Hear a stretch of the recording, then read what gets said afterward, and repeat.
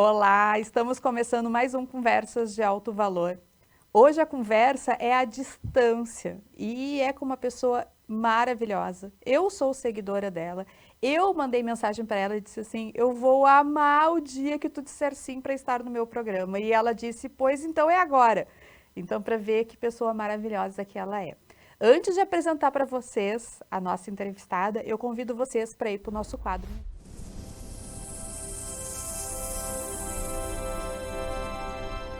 Hoje eu estou aqui para anunciar para vocês o fim do Minuto Educação. Vamos fazer hoje o último episódio do Minuto Educação.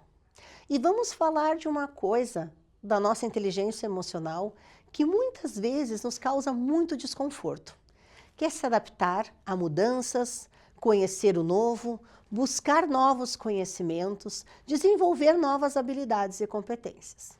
O Minuto Educação vai passar para o Construindo Saberes. E eu, Andréia Reis, desenvolvedora de pessoas, estarei à frente desse novo quadro. Mas o mais importante que eu vou dizer para vocês neste dia, no último episódio do Minuto Educação, é a importância da adaptação. A gente sempre estar abertos a novos aprendizados, a gente estar abertos a novos desafios, a buscar sempre nos causar um desconforto positivo para que a gente cresça como ser humano. A gente falava muito sobre inteligência emocional e agora a gente vai falar muito sobre pessoas que têm que desenvolver a inteligência emocional para estar dentro de corporações, para estar liderando pessoas, trabalhando em equipes e principalmente atendendo o nosso cliente final. Então não deixa de ser um quadro onde a gente vai estar falando sobre pessoas. Por isso que eu gosto tanto do que eu faço, como desenvolvedora de pessoas, pois eu acredito que o maior bem de todas as instituições são as pessoas. Minuto Educação assistido, inteligência emocional revigorada. É hora realmente de conversar com essa pessoa extraordinária. Ela é uma brasileira do Mato Grosso do Sul. Hoje está direto falando conosco do Paraguai, porque ela estuda por lá. E sim, ela é uma mulher desafiadora das adversidades. As coisas surgem para ela e ela vai lá e diz, Deus vem comigo, coloca o chão porque eu vou fazer. Eis que eu apresento para vocês Josiana Bezerra, uma pessoa que vale a pena seguir, acompanhar e curtir diariamente. É uma pílula de felicidade quem curte ela. Jô, muito obrigada por estar com a gente. Bom dia, Cacá. Eu que agradeço demais o convite. Tô muito feliz de estar aqui, extremamente assim emocionada. Jô, assim, ó, para mim realmente, repito aquilo que eu te disse, é um grande orgulho quando tu me disse sim aquele dia, porque eu sou tua seguidora e tua seguidora dessas ali que faz comentário embaixo e dizer assim, não fica um dia sem passar por aqui e ver o que tu deixou para nós, não fica um dia sem rir um pouquinho contigo, às vezes me emocionar, porque tem vídeos que a gente ri e lá no final acaba chorando junto, porque realmente tu tem uma doçura no jeito de comunicar e que tu consegue trazer grandes temas de um jeito leve. Então, primeiro, meus parabéns para ti e meu muito obrigada. Obrigada. Porque tu, sem dúvida, és uma mensageira de Deus, assim, para grandes recados. Isso eu tenho certeza disso. Muito obrigada por essa... Obrigada. Eu que agradeço. E a primeira pergunta é sempre meio desafiadora, tá? A primeira pergunta é, quem tu é longe de tudo isso? Longe do celular, longe das câmeras, longe das pessoas, quando tá só tu e Deus, só tu e ele, assim, aquele tete a tete que não tem como a gente esconder quem é. Quem é a Josiana? Eu sou uma pessoa extremamente dependente de Deus. E tem duas coisas que eu gosto muito de ser na minha vida. A primeira é ser dependente de Deus e a outra é ser mãe. Eu não sou, quando tô atrás assim das câmeras, eu não mudo muito. Eu sou exatamente a mesma pessoa. Quem me conhece na rua me vê exatamente do jeitinho que eu tô ali no Instagram. Mas quando eu tô sozinha, eu sou aquela dependente, aquela que vem e fala assim, pai, eu tô com medo. Sabe aquela pessoa de Crônicas 20 lá? Pai, eu tô com medo, é uma multidão, eu tô morrendo de medo. Amanhã, quando eu sair, o senhor me segura porque eu já saio tremendo. E eu acredito que a minha força vem daí, de sempre falar para Deus qual é o meu medo. Ele sempre sabe qual é, mas também é só ele que sabe. Demais. E de onde é que vem esse dom de transformar histórias, transformar conteúdos? Na verdade, às vezes tu parece uma enciclopédia, né? Porque tem conteúdos que às vezes tu traz, tem vídeos que às vezes tu traz 5, 6 conteúdos, curiosidades para nós. Mas ao mesmo tempo tu traz vida para esses conteúdos, tu traz vida para essas histórias. De onde surgiu isso? O meu pai, ele era um cara, meu pai já é falecido, mas ele era um cara contador de história de forma nata. Ele era uma pessoa que não frequentou escola, mal sabia assinar o nome, mas ele sabia de tudo um pouco. Ele era um homem que você podia perguntar de geografia, de matemática, de qualquer coisa que ele sabia. Então ele tinha talvez uma vivência disso. E o que fazia ele ser um cara diferenciado, meu pai, ele foi uma história muito longa, a história do meu pai na nossa vida, mas era isso, ele podia sentar em qualquer lugar e podia ser o mendigo, não diminuindo ninguém, ou o cara de gravata. Ele parava para conversar com meu pai por conta dessa habilidade que ele tinha na comunicação. Ele era um cara muito desenrolado, sabe? Se comunicava com tudo, sabia de todos os assuntos e as pessoas gostavam de escutar ele falando. Então, eu acredito que muito disso vem do meu pai. E eu penso que hoje a gente precisa não só se comunicar, mas chamar a atenção das pessoas e talvez assim, do jeito que eu fale, com um pouquinho mais de comédia, fazendo a pessoa rir, ou às vezes me fazendo até um pouco de desentendida, chama a atenção da pessoa para ela falar assim, mas peraí, o que essa menina tá falando? Deixa eu escutar aqui. Sabe? E eu tenho despertado isso e fico muito feliz, porque muitas coisas assim, muitos comentários, eu vejo a pessoa falar assim, mulher, tu falou isso, eu fui atrás procurar para ver o que é. E a gente está precisando ir atrás para procurar para saber o que é, entende? Então, eu acho que muito disso é do meu pai. Eu fui adaptando do meu jeito e parece que o trem tá dando certo. Ou se tá. Tu falou que tu, em primeiro lugar, é mãe, né? E isso a gente percebe nos teus vídeos, teu amor pela Ana Lupe é uma coisa linda de se ver. Mas assim, eu também percebo que tu expõe às vezes uma vulnerabilidade, que é de ser mãe solo, de realmente ter as dificuldades com o pai da Ana Lupe. Como é para ti abrir essa intimidade tua, de uma forma tão leve também que tu traz, mas às vezes com certeza é uma grande dor, porque ser mãe solo também não deve ser um desafio fácil para ti, ainda mais que tu vive entre 2 países estudando. Como é para ti abrir isso de uma forma leve, mas também viver essa dor no dia a dia? A maternidade solo, ela é dolorida para mim por 2 motivos, né? O primeiro, porque eu fui basicamente criada sem essa presença constante do meu pai, então eu sei as dores que isso me causou e muitas vezes ainda carrego, né? Porque é difícil a gente sarar de algumas coisas, ou às vezes tem uma capinha ali, mas você vê que qualquer pancadinha que dá é igual um ralado, né? Deu uma pancadinha, você sabe que aquilo ali sangra, né? Então, o grande sonho da minha vida, o meu projeto de vida era proporcionar à minha filha uma coisa que eu não tive, que era pai e mãe na mesma casa. Então eu casei para construir o meu para sempre, para quebrar um ciclo na vida da minha filha. Então a minha separação, ela foi uma grande falência pessoal para mim, né? E isso me causou uma dor assim, eu acredito que irreparável. Hoje, obviamente, eu me vejo super capaz de me reconstruir. Mas essa dor eu carrego, essa separação ela é uma grande dor para mim, porque eu falhei sobre o que eu queria proporcionar para minha filha.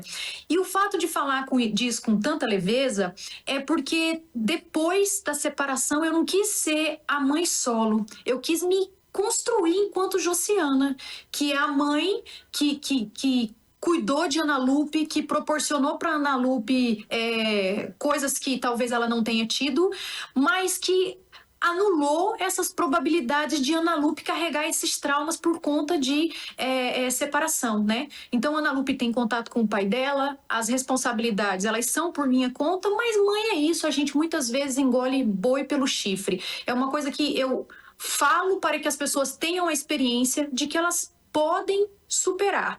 E não na tentativa, assim, de me vitimizar, não. Porque Deus tem me abençoado, assim, grandemente. Que idade ela tinha quando vocês se separaram? 3 anos. Ah, ela era bem pequena.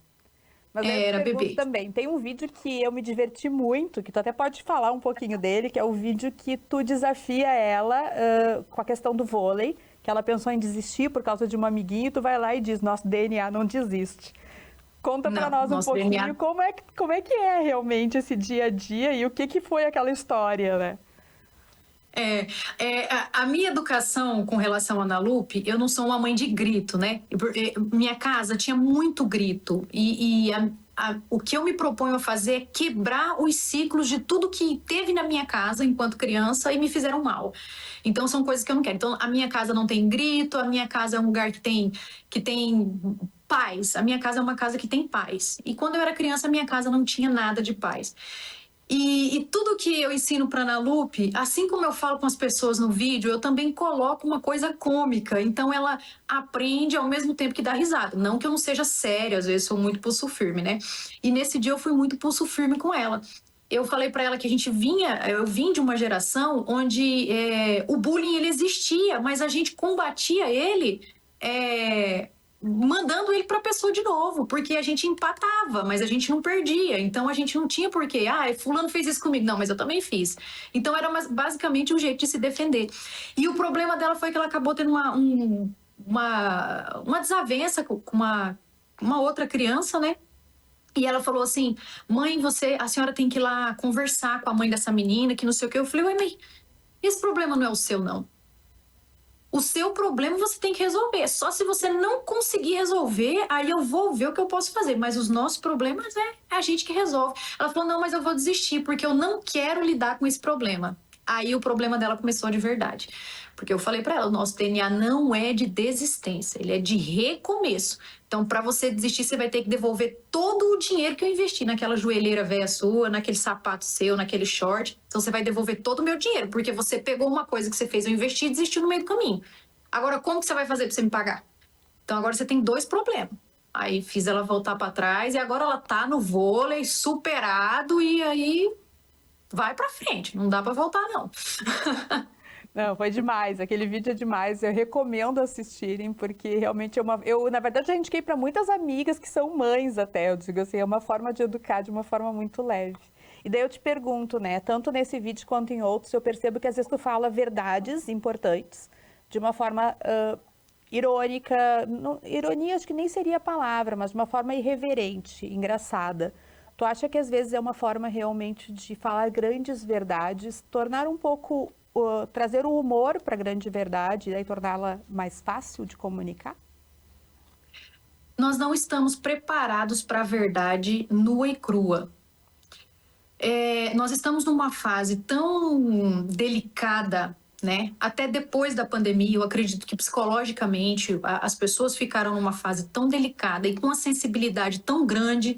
Eu falo que depois da pandemia nós nos tornamos seres humanos gourmets. A gente é muito delicado, é um povo que o tempo inteiro quer processar o outro, umas pessoas que não têm mais uma base do que é justo, o que é injusto, o que eu posso resolver, tudo quer delegar essa função para uma questão muito maior. Então as pessoas deixaram de lidar com os seus problemas de uma forma mais sana, que tenha uma sanidade maior. Com isso, nós desenvolvemos sim patologias psicológicas, na verdade desenvolvemos não, afloramos essas patologias e elas muitas vezes nos impedem de escutar a verdade nua e crua, porque os seres humanos hoje não estão preparados para lidar com a frustração. A frustração, ela é patológica para as pessoas hoje, né? O simples fato de você dizer não, se você for assim, você quer uma coisa? Não.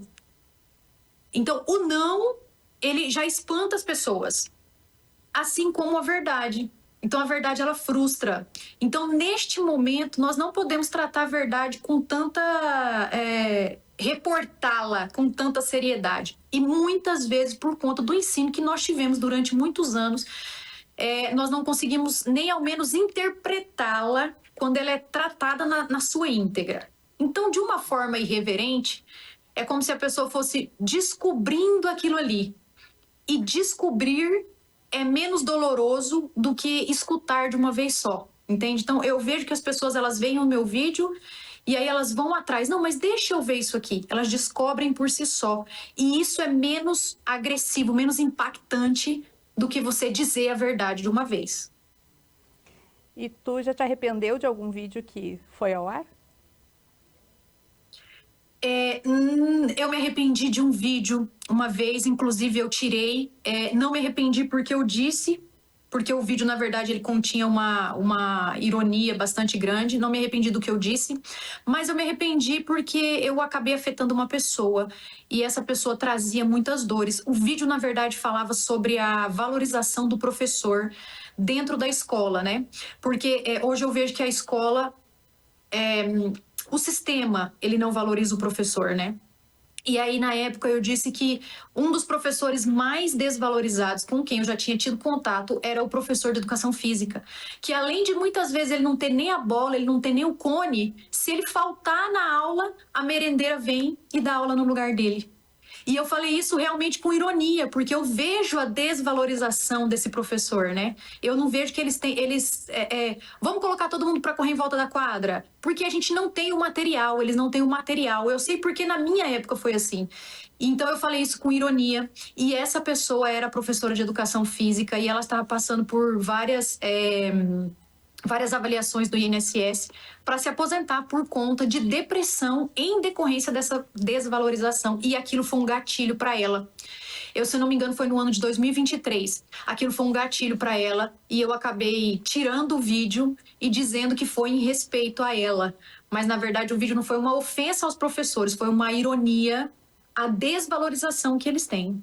Bom, pessoal, tá na hora do nosso quadro Construindo Saberes, nosso quadro de curiosidades da semana. Vamos para ele, já voltamos para encerrar o nosso papo com a Josiana, que tá maravilhoso.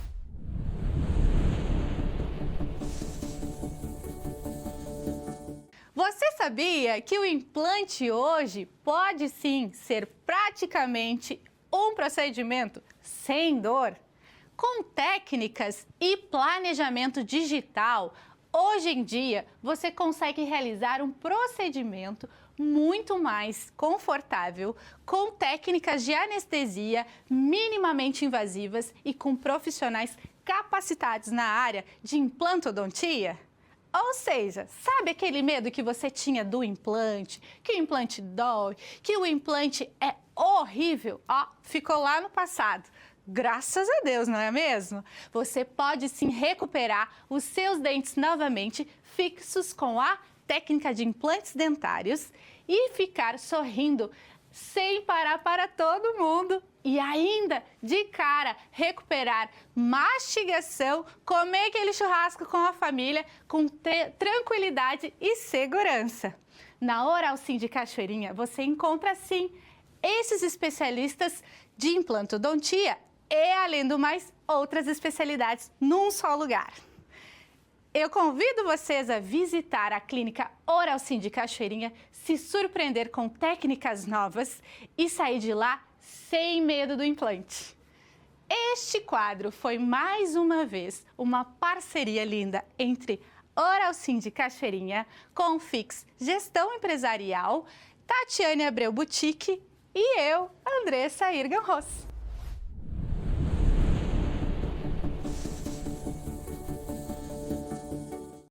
Você sabia que o lucro real não é só para grandes empresas?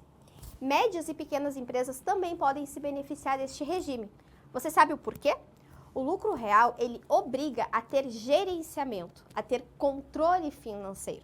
Sabe aquela comprinha que você faz sem documento fiscal, sem uma nota fiscal? O lucro real não possibilita isso.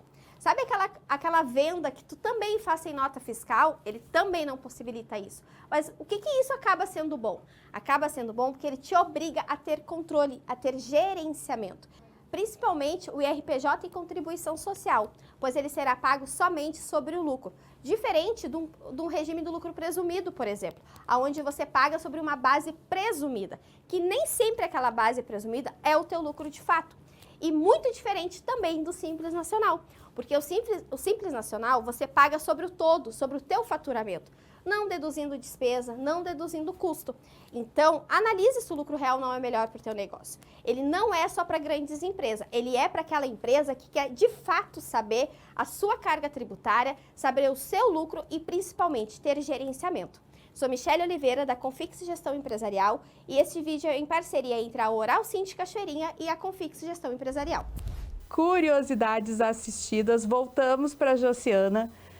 Jô, tu falou da dificuldade que teve com a Ana Lupe e que realmente te fez uma mãe atípica naquele 1 ano ali que tu viveu, né? Imagino o que realmente é a luta dessas mães. Eu também me coloco no lugar. Essa semana mesmo encontrei com uma criança típica no supermercado e vi ali a dificuldade dos pais ali tentando conduzir, até que uma menina muito maravilhosa, era uma psicóloga que estava na minha frente na fila, ela olhou para eles assim, eu posso dar um abraço nele?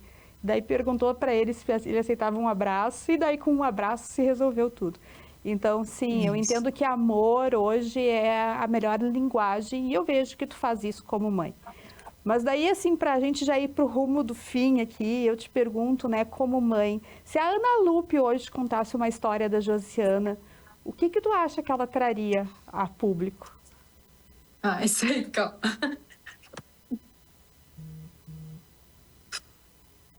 A Ana Lupe ia dizer que ela nunca me viu desistir. Sabe que em 2023 eu passei por uma grande prova na minha vida, né? Eu perdi muitas coisas, assim, com relação à faculdade e sem dinheiro, com muitas coisas. E aí eu abri um jejum e uma oração pela minha vida, né? Eu lembro que no 7º dia eu estava acordando às 3 da manhã e saiu uma palavra assim para mim: volta pro mar, joga a tua rede, porque agora ela vai vir tão cheia que as pessoas vão ter que te ajudar a puxar.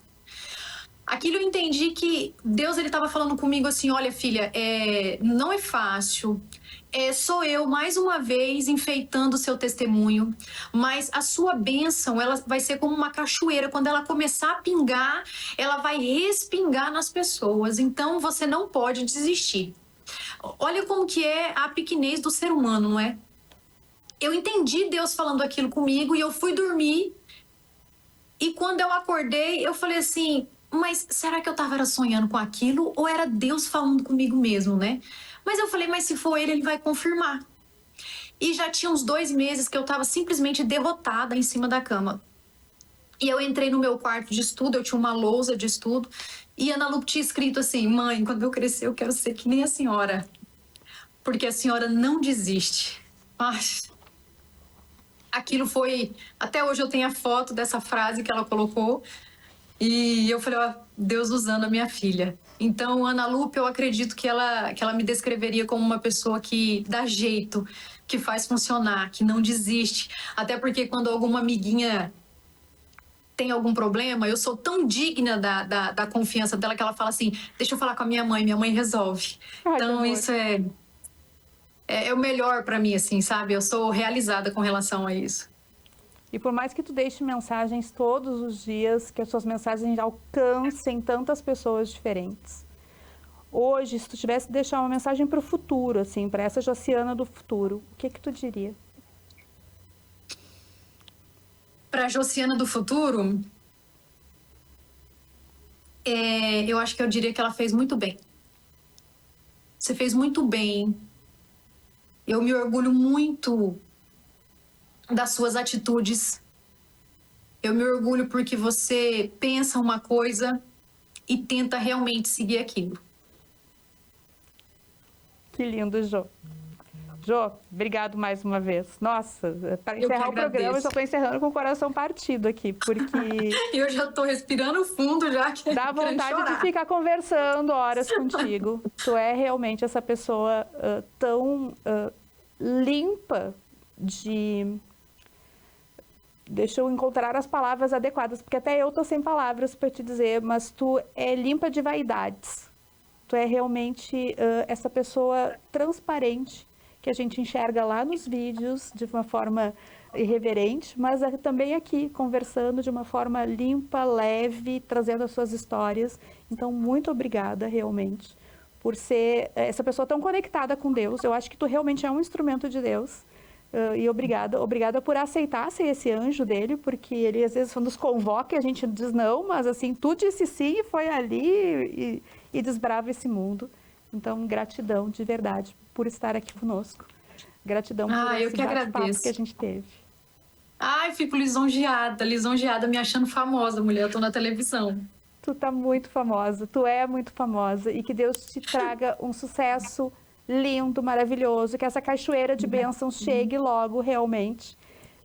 Tu merece colher todos esses frutos, todas essas bênçãos, porque realmente tu faz diferença na vida das pessoas. E eu desejo muito te aplaudir de pé. Ai, obrigada, muitíssimo obrigada, Cacau. Eu fico muito feliz com o convite. Se chamar para voltar, eu venho de novo. Pode vir. Eu te quero aqui, então. Eu quero te trazer para o Rio Grande do Sul. Deixa acabar essa correria e eu te trago para cá. Já vamos deixar como promessa. Tu falou que aí tem café, então daí eu já quero ir. Perfeito. Vai ser um grande prazer. Obrigada. Pessoal, está acabando o nosso programa de hoje. Vocês viram que foi uma conversa que me deixou realmente de coração apertado de ter que encerrar. Mas a Jo, essa pessoa tão maravilhosa, convido vocês para seguirem as redes dela, se tornem seguidores, impulsionem esse objetivo dela de se tornar uma grande médica. Ela tem uma grande vaquinha lá, vale a pena contribuir, porque ela vai fazer diferença na vida das pessoas, sobretudo de velhinhos. Ela não chegou a nos contar aqui, mas ela sonha em ter uma creche de idosos, então ajudem ela nesse projeto. E até semana que vem, nos vemos na semana que vem. Tenha uma semana abençoada por Deus. E estaremos de volta com mais um programa Conversas de Alto Valor na próxima sexta-feira. Até lá!